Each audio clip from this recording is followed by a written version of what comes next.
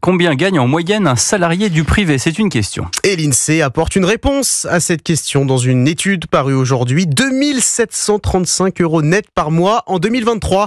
C'est 4% de plus en un an, insuffisant pour compenser l'inflation qui frôlait l'année dernière les 5%. Margot Faudéré, cette flambée des prix a d'ailleurs fait très mal aux salariés qui ont tous perdu du pouvoir d'achat. Oui, toutes catégories socio-professionnelles confondues, les salariés ont vu leur pouvoir d'achat fondre de 0,8% l'année dernière. On parle bien du pouvoir d'achat directement lié au salaire, sans prendre en compte d'autres revenus. Mathilde Gérardin est responsable de la section salaire à l'INSEE. Cette étude de l'INSEE, elle montre qu'en 2023, les salaires dans le privé, ils ont augmenté. Mais les prix ont augmenté encore plus fortement. Le taux d'inflation, il était mesuré par l'INSEE à 4,9% sur un an. Si tous les salariés ont vu leur pouvoir d'achat diminuer l'année dernière, c'est particulièrement visible chez les cadres où la baisse atteint quasiment 3%.